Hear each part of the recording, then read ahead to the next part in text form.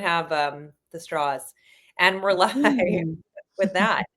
Um, Anyways, we are so excited to be here today with Justina Blakeney. I am such a fan. I've followed your work for as long as I can remember, and I know so many of the women who are joining us today have done the same. We have a lot of questions from the audience. We were just talking about this before. We actually had over 100 questions come in. So we're going to make sure that we get to not all of those, clearly, but I'm going to actually be weaving in more of the audience's questions than some of my own. So it's going to be a little bit different of a format, but without further ado, I'm going to go ahead and make some introductions. I am Allie Wyatt. As most of you all know, I'm the co-founder and CEO of Female Founder Collective, the North, which is our expert marketplace, and the 10th House, which is our private membership community. We are sitting here with Justina today in honor of the fact that we have our home cohort happening right now. So you might ask what that means. So we do every 2 months a new cohort focused on a specific industry. I am so excited to be focusing on home. Home is something very special to me. I think I've always been a frustrated interior designer myself, and frustrated a lot of interior designers out of being me being their clients. And it's something where, in light of the fires in LA, it's all we're sort of thinking about is home building, whether it's architecture, building safe, but also how you surround yourself is such an important thing when you think about how you live your life. So we're so excited to be doing this. So if you know anybody in those fields, if you are in those fields, now is the time to join. So that you can share tips and tricks on everything from how to package your services to how to scale a one-woman show, to how to think about partnering and how to think about going to market with a product, maybe if you just have a service business. So super excited about this one. I am going to jump into Justina, though, because we have so many questions for you again. We want to make sure we get through them. But without further ado, I'm going to go through her bio, although a lot of you know her. I want to make sure that we know the full scope of her incredible career. So she's a multidisciplinary artist. She's a designer, author, and founder and creative director of iconic lifestyle brand Jungalow. She's known for her bold use of color, lush botanicals, and joyful maximalism. And she's built a brand that sits at the intersection of art, wellness, and soulful living. Couldn't be more true. And what began in 2009 as a personal design blog from her tiny plant-filled living room has grown into a thriving company with a global following and major retail collaborations. And under her creative direction, Jungalow has become a platform for creative expression, community building, and purpose-driven businesses, earning B Corp certification in 2025. That's amazing. Thank you.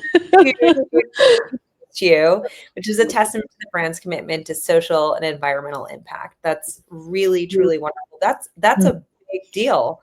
Thank So we'll have you. to get into that. But for now, a huge congratulations. But I want to go back to the beginning with you, Justina, and I want to hear about your blog and basically how you started that. And then at what point did you realize that this could become something that leaned more into a full-fledged brand and a business? Yeah. Hi, everybody. Thanks so much for having me. I'm excited to be here.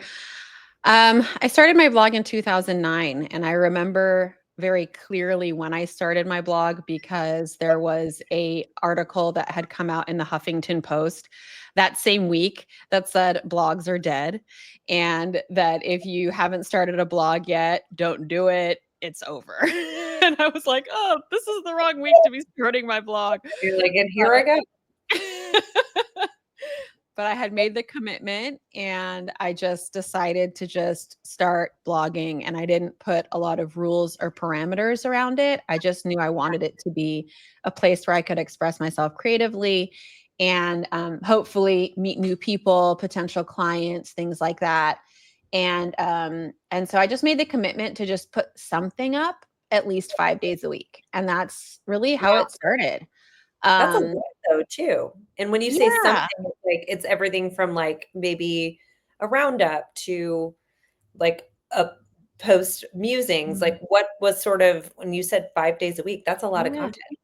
It sounds like a lot if you like overthink it, I think, Yeah. but I've never been too much of an overthinker. I'm very action oriented, and so what that could mean is that I took some pictures of beautiful flowers on my walk and I posted those. This is sort of pre-Instagram and things like Yeah. that. So I kind Yeah. of used the platform for what now would be called microblogging. Sometimes I would write much longer posts like essays or thoughts or musings. Sometimes it would just be like 2 sentences and a roundup of things I thought were cool. So it was very all over the map. And oftentimes it would only take me 15 minutes to put a post up. So it wasn't like that. It didn't have to be so time consuming. I Yeah. think, like with anything that is a daily practice, whether it's meditation or blogging or, doing your steps or whatever your daily practice is, I think it's just about the commitment to it and then really owning it and just sticking with it. I think is such a huge part of just the whole thing. It's just the sticking to it. Stick to itiveness, I think, is, was that Mel Robbins that mentioned that? Yeah. Mm, It's so yeah. true. It's so true as an entrepreneur. But then how did you, as you started this practice, right? And you committed to it and you started posting things. I mean, this is before Instagram too, right? Mhm. Yeah. Instagram Yes. came around in, what was it, like 2012? I think it was 2012. Yeah. So how Yeah. did you start, like, what was that point when you said, oh, this could be like a brand and a business? Uh Not soon. Right, I was gonna say, I would imagine it wasn't like a month in or even 6 months in. No, it was not soon. I think, well, really it was 2015 when I incorporated Jungalow as a business. So, 6 years is ultimately like the time that it took from me making that Overnight commitment. success. Right. Me making that commitment to becoming, a legitimate business. I was obviously working kind of as a solo entrepreneur, but it was really more a service oriented business up until that point. One woman And were show for you, the most part. I'm assuming, so you were working Mhm. simultaneously with doing this. This obviously was not Yeah, your full-time job initially. correct. Yeah. I So was what working was you doing?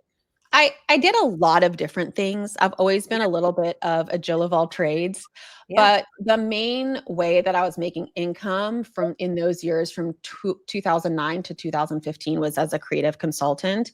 I yeah, was styling for magazines. I was working for mostly other female entrepreneurs doing branding, designing their websites, logos. I would come to their houses, help them redesign their homes. Pretty much anything that was creative, I was like somebody's creative go-to person. And so I was working freelance and just saying yes to anything that sounded kind of cool and interesting um and I would get a lot of referrals. So, people who liked working with me would refer me to their friends and families and things like that. And so it was just a very small operation of just me doing whatever creative thing someone would pay me to do, pretty much. and if Yeah. you are a Jill of all trades, it's, like, Mhm. such a wonderful thing to be, but then how did you package those services initially? Like, how did you think about making money from it and how you would ultimately Yeah. help My people? business card said designer, maker, mover, shaker. I love that. And I think that the way that I packaged myself was sort of exactly how I just expressed it to you. We've been floating this word around the office lately, unboxable. I've always been unboxable. I've never liked that feeling of being confined and staying, in my lane. I've never had a lane. Yeah, I think it's always been my style that has been the driver.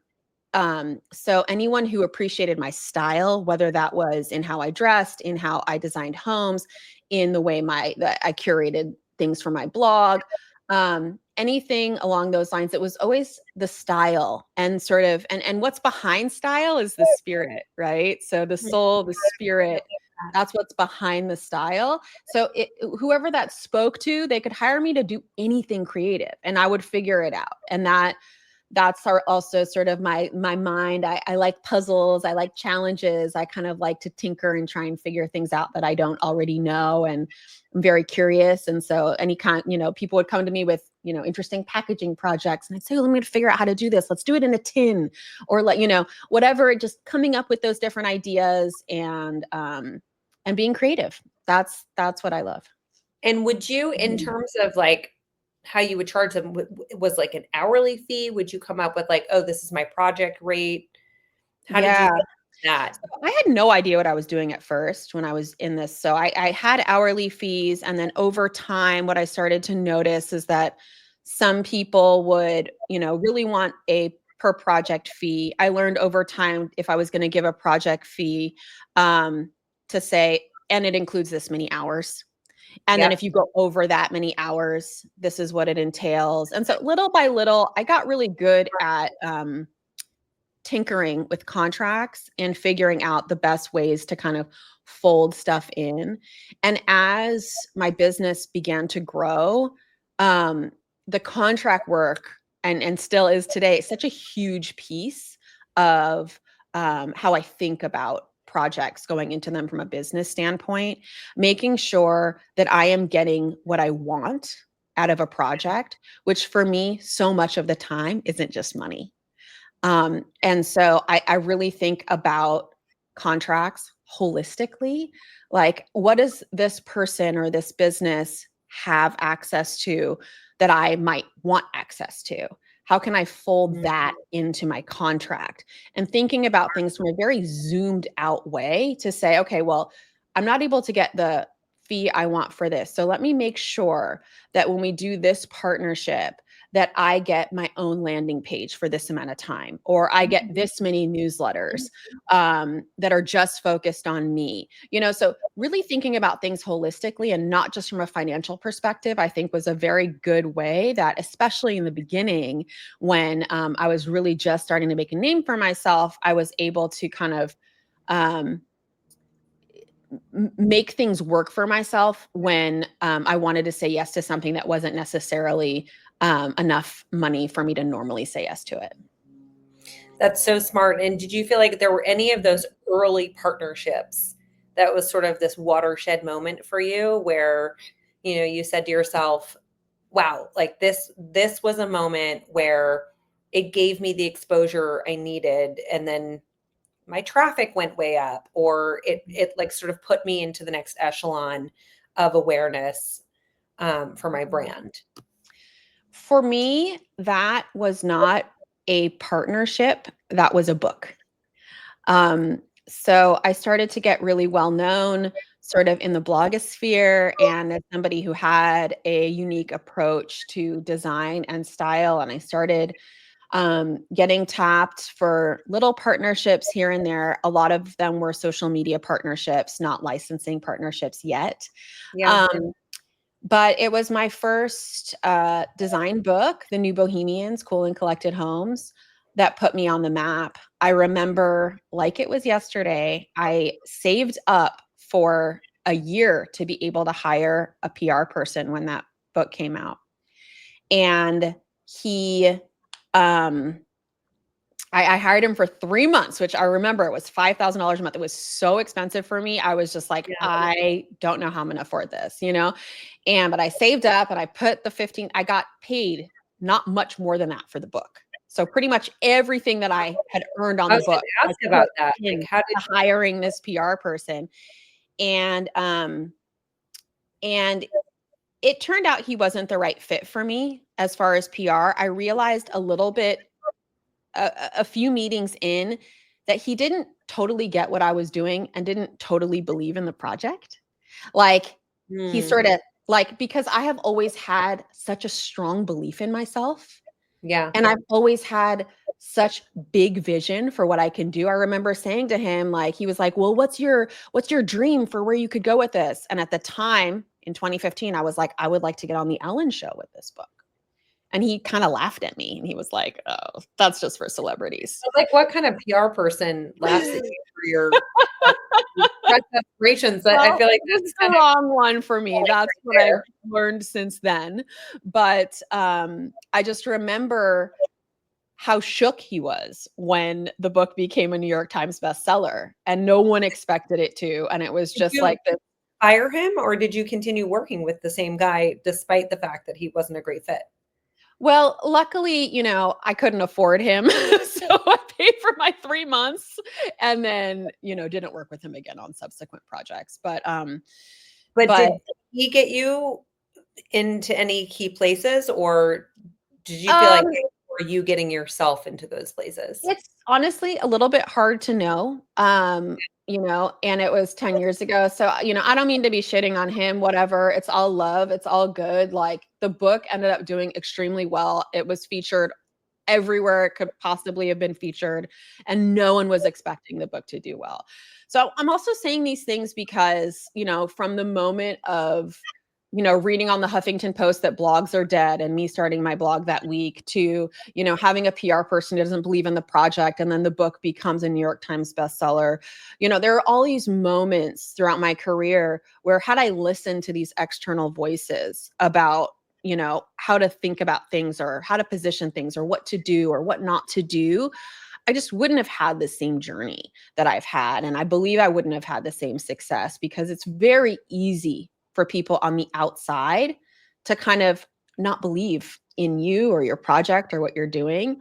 Yeah. And I think the key is to sort of like hold that light inside yourself and nourish it, and like don't let anybody blow it out. You alone can nourish that light and Mm. keep That's it so glowing.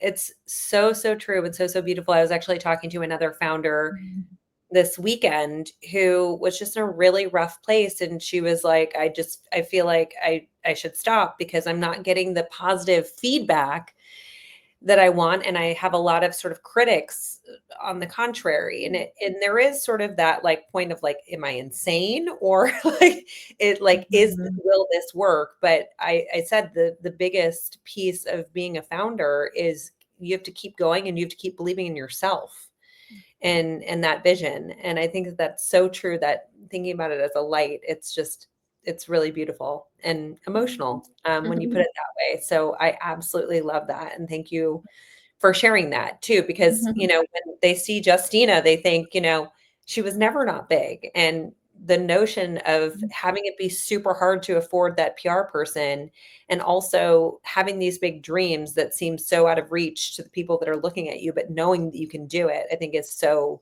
relatable. So Mhm. thank you for that. Um, and I think the other thing that makes you so successful and just what you've shared is the fact that you stayed so true to your own style and POV, Mhm. which is clearly what people come to you for. And I think a lot of people in the home industry and any creative profession can really relate to that. How have you balanced that with the business side, right? Like as you've started to scale and you've had to be commercial, because I hear a lot of feedback from creative professions where that's always such tension. Mhm.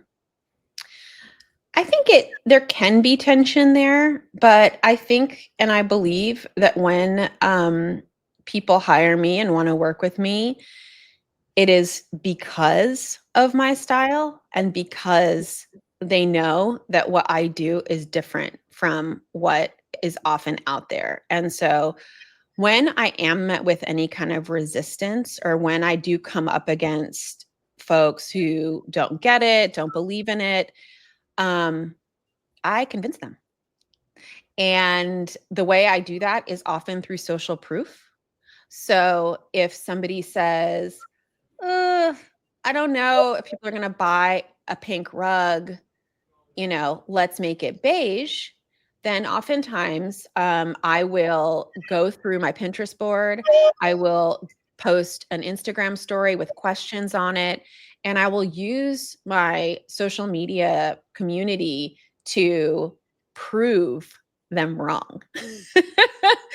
And I do this with a light touch, and I think it's always important to have a balance. So what I might say is, I totally hear you. I understand that your community loves beige rugs. You've hired me because my community loves pink rugs. Here's the social proof. Here's how many people liked this. Here's how many people repin this. Here's how many people respond to this comment saying this is the color they would buy.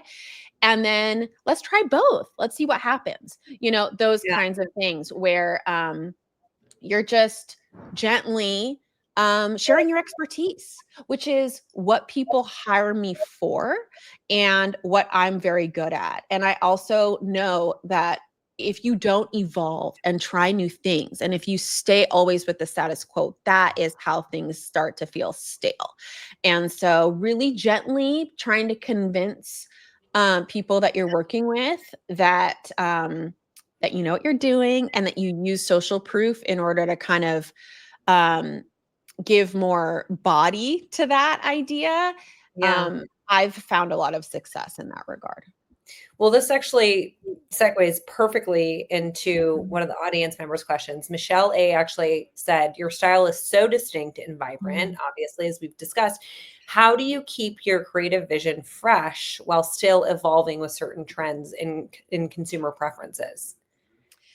I don't really follow trends or consumer preferences. Yeah. The truth for me is that generally speaking, I feel like 9 out of 10 times if I like something and I genuinely like, this is dope, that's the one that people love too, my community. Yeah. You know what I mean? So, like, I'm speaking to my people, I'm speaking to my community, and it just so happens that they like what I like.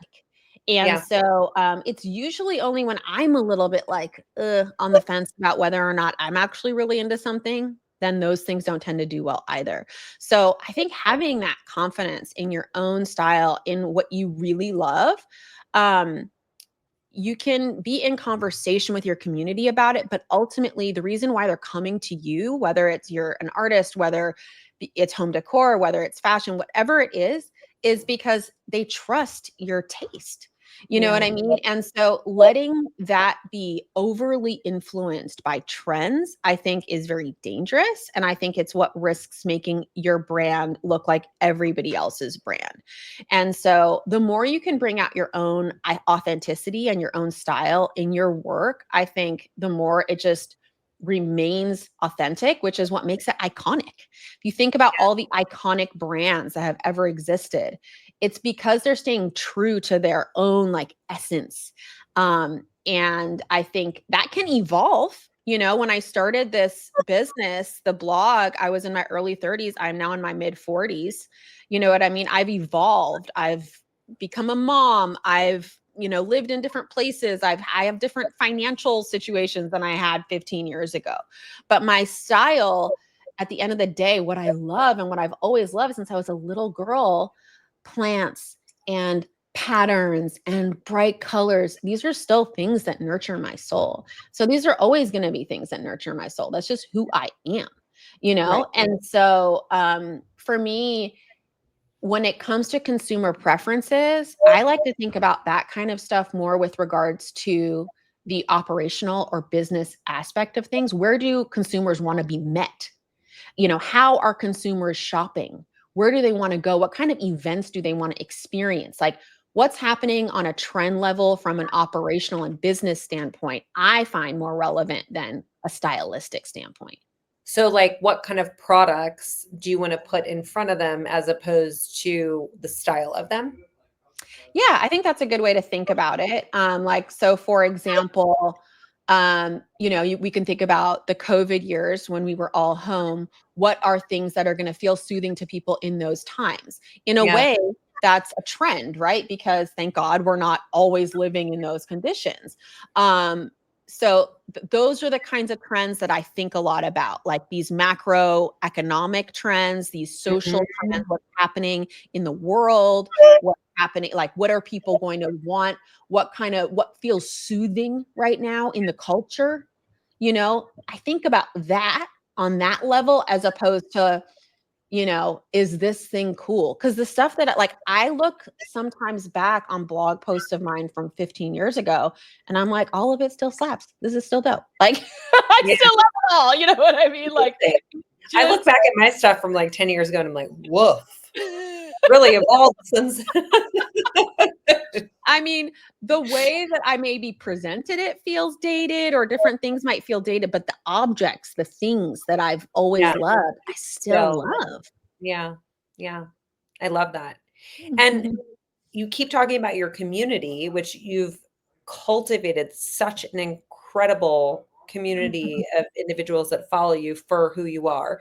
Can you talk about how you built that audience? Like now that social has come around, because so many founders are in here and they're going, how do I how do I build that, right? Like how do I create that community that I can have those conversations with, and that ultimately can be there to be my repeat customers and to shout for for me in praise when I do something great, you know? Mhm. Yeah, so I will say I think the landscape has changed so much that a lot of the tools and things that I did and things that I tried and that worked to help me grow my community in the early days just won't work now. And I don't want to like lie to you and say like get on a regular posting schedule and do this and that because those are all things that worked for me years ago, but now don't work. The landscape has changed so much. But the tips that I will give you um, are to, and this is probably obvious to those of you who are founders. I'm sure you already know this, but it was something that somebody said to me very early on when I'm glad they did, is just to make sure you have your own direct line to your customers. Yeah. And that you're not necessarily relying on Instagram, Pinterest, TikTok as a platform because as they change constantly, you are at their disposal, literally. so, No um, mercy. so that's something I think is really important. Putting a lot of focus in growing your own email lists, I think your own text channels, all of these things are very important. Maybe it's an app, whatever it is, maybe, but just having your own direct line to your customers, I think that that's so important. I think also remembering that your community is made up of human beings and that you are a human being. I think that this is, again, it's very basic, but the things that are important to you are likely important to everyone else as well. And so I think communicating in a way that's real and honest is still, I mean, everyone has talked about authenticity. Now the buzzword is like intimacy, because these are all things that are missing from, our conversation at large. Like people are trying to manufacture authenticity and they're trying to manufacture intimacy. And if you can create places, experiences, stories, images that actually can do that in a real way, in a real way, in my opinion, that is how you really connect. And that is really how you can grow a real relationship with your community. Yeah, I totally agree.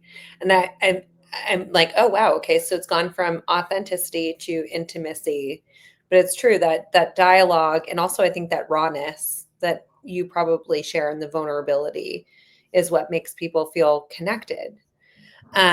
I do want to talk about the incredible collaborations that you've done because I think that's another thing that really has exploded your brand and you've become so known for them. But you've worked with brands like Anthropologie and Keds and Pottery Barn Kids and Ruggable. When you're thinking about a brand partner, what do you look for in a brand partner? And what is what makes a Justina Blakeney collaboration feel right? So for me, there are so many things I'm looking for, and it's very specific to the time, what I Yeah. was trying to achieve at that period in my life when I did that partnership as well. So, for example, when I did Pottery Barn Kids, my kiddo was little, my kiddo is 12 now. So when I did that partnership, I was just all the time looking at kids stuff. It was something I was very plugged into. So again, I think just a level of earnestness is important to me, that I'm actually very interested in whatever is happening in that moment. That is a very important thing for me. I want to shop at the places that I do partnerships with. You know what I mean? And I think that's really important. I also want to enjoy the people I'm working with, and I cannot say this enough. I have had difficult experiences working with people who were the wrong match for me in my spirit over the years. And so one of the things that I have really learned how to do is just sit after a very first meet and greet, just sit for 3 minutes. Even 3 minutes is really all it takes. And I just gauge my own energy level. How do I feel? Do I feel excited? Do Mm. I feel like all of a sudden inspired? Am I thinking about all the different things we could do together? Or am I feeling trepidatious? Am I feeling uneasy? Am I feeling respected?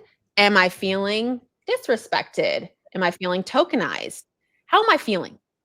And what I've really learned is that how I feel after that first meet and greet and those people and the energy that they give me and sort of just how my spirit is at the end of those meetings is an indicator of what the entire partnership is going to be like.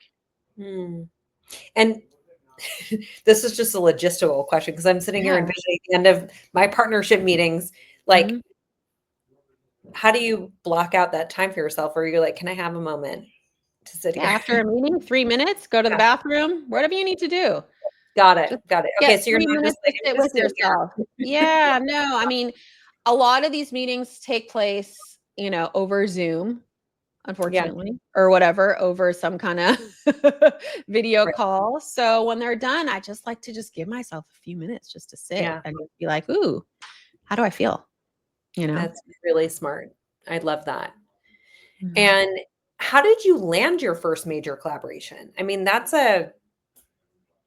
it's major, right? It's a lot of people's dream is to see their work out in the world with their favorite retailer or brand. How did it come about for you?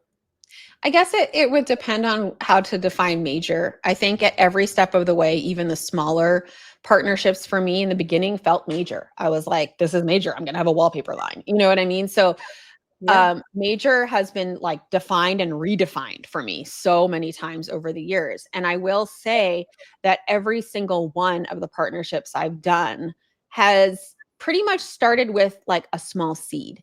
So oftentimes it's, for that first getting to know you kind of meeting. I have a licensing agent who's amazing, Kim, and she, I've been working with her since 2015. Um, so she Did does she a approach lot you with or the did you outreach. find her? She found me actually. Yeah, she found me, and I was one of her first clients after she left a big brand agency and went out on her own. So she and I are very, very close friends now, and we've been working together for over 10 years. And so we work very, very closely together. She's a satellite member of our team for sure. And sometimes partnerships come into us, sometimes we go out for them and pitch. But I would say with all of the partnerships that we've done and especially the big ones, we just finished a 4-year run with Target, which was, a big, big, very big partnership. And we worked for about 5 years to land that partnership. So for anyone who thinks it happened overnight, it did not. We had so many collections that were in Target in order to, again, just prove that, we could bring people into the aisles and show what we could do. We had a luggage line that was exclusively at Target. We had a deodorant line that was exclusively at Target. We had our bedding line at Target just to show what we could do, and countless times flying out to New York to meet with their partnership team over years before we landed that deal. So, again, like And just you the said you had a tenacity. line there. You Yeah. mean like, so how did you have a line there before your partnership? So, the partnership that we had with Target was Opal House Design with Jungalow. And so that was a direct partnership with Target. The other partnerships that we had were partnerships with other manufacturers. We, for example, had a line of That sold at Band-Aids. Target? Yeah, so we had a line of Band-Aids that sold exclusively at Target, and so we were able through those collections, the Band-Aid line, the luggage line, the deodorant Yeah. line that we had with native deodorant to show how good our sales were at Target, that people were going into Target just to find our stuff, um, and then having all those deal points, sort of to show, look, this is how well our Band-Aid line did. People were not just grabbing things on the Band-Aids on the aisle. They were going in line specifically to grab the Jungalow Band-Aids. So it was those kinds of things that, again, taking notes all the time. Like, how can I show somebody? How can I prove to them that this is going to be successful in order to be able to get those North Stars? And, we're pretty relentless. When we want something, we're going after it. So that was a good example of something that we'd worked very, very hard for And years. all of your own data points to Yeah. prove things out. Yeah, exactly. And you talked earlier about coming to the table with very specific things you wanted in the contract. Even if it was a big partner, did you still do that? And how do what does your process look like for sort of outlining, here are the things that I want? Yeah, great question. Well, I have to shout out Sarah Rose, who is our CEO at Jungalow, and she is also a lawyer. And between her and Kim and myself over the past 7 or 8 years have really turned contract into a real art. With every contract that we have learned so much, where the holes are, where our blind spots were. There was one partnership that we had that was supposed to be, it was a major partnership with a major retailer, and it was supposed to be that our collection was online and in store, and it was going to be one of our first major in-store collections. And right before the collection launch, they told us, actually, it's going to be online only.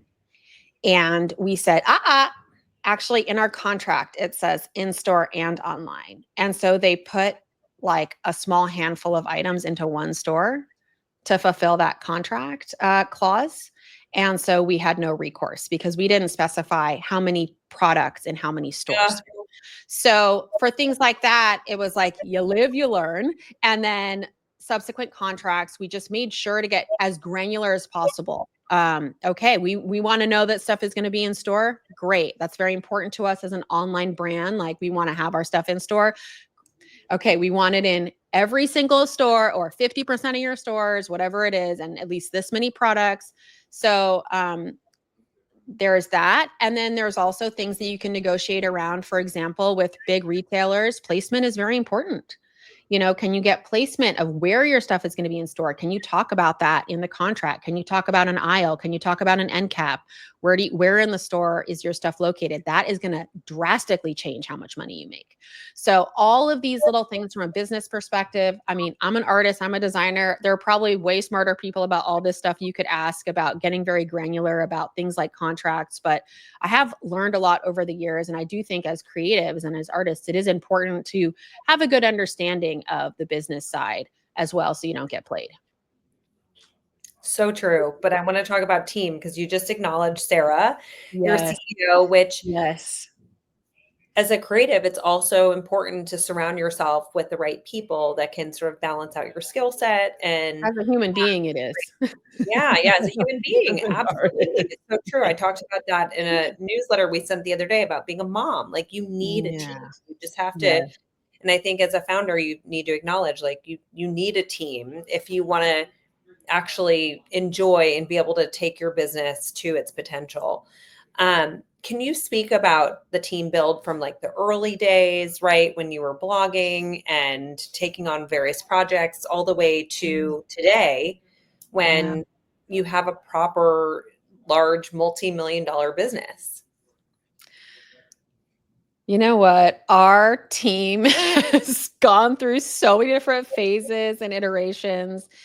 And, for so many years, I was really a one-woman show. I remembered hiring my very first employee, Danae, who was just my right-hand person in everything I did. And it was just her and I for years. Yeah. And she would take pictures and help me write and do all outreach. And, it was just just her and I. And then little by little, as the brand started to grow, we started to grow the team. At our largest, we were still very small at only 13 people. Mhm. And what started to happen for me when we were at that size was I was starting to freak out. I couldn't handle it. too many people. Were you And like, what was your role when you yeah, were that so business? I think that was part of the problem is that just very candidly, I am more of a creative than a business person. And especially when it came to sort of the operational and logistical sides of the business, Yeah, I just didn't know what I was doing. And, and what, and a lot of the kind of corporate culture that you sort of have to start building when you have more than 5 or 6 employees, I would say, was sort yeah, of antithetical to my vibe. And yeah, so I was really resisting like the idea of like KPIs, really resisting like wanting to make people clock in and clock out. Like I had this vision of the business being like relaxed and fun and chill and everyone like being able to be in their bliss and all of this. But then people who needed more structure and organization were really flailing yeah, because I'm very intrinsically motivated and I don't like a lot of structure. I like that feeling of freedom and like being able to kind of chop my days up however I want and just get my work done in my own way. And what had to learn quickly and in a difficult way was that a lot of people aren't like that and that for better or for worse, corporate structures exist for a reason. And I think it's very challenging to scale your business without following a lot of the traditional models of how these types of businesses work. And so after several years of starting to sort of lose myself within trying to manage and negotiate this team and all these personalities, as lovely as every individual I worked with was, and as much as I love all of the folks that I've worked with over the years, it was taking a toll on my spirit. And that was part of the reason why last year we decided to close our e-commerce shop was because I just wanted to be able to focus more on art and being creative and less on the managerial aspects, the operational aspects, which were taking a toll. and speaking of, you're actually launching a new product, you're Yeah. launching a new card deck and guidebook called Yes. Grow. Yes. Mom, Yeah. that, which is psychology and creativity and healing. Can you talk to us a little bit about that before we Yeah. So a big part of um my energy right now is just going towards doing projects that I want to do with people that I want to do them with and being as much in my own creative essence as I can.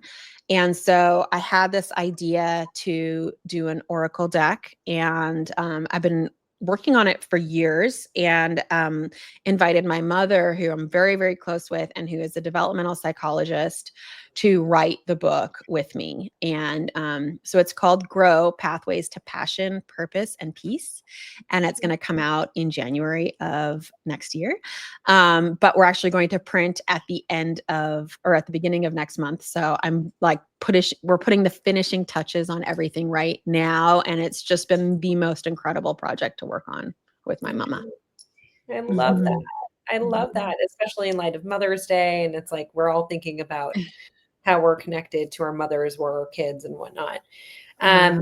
And we need to wrap shortly, so I'm gonna ask you one more question. Um, for founders really in home in the interior space who want to build something distinctive and soulful like Jungalow, where should they start? Like how should they start to go on this journey?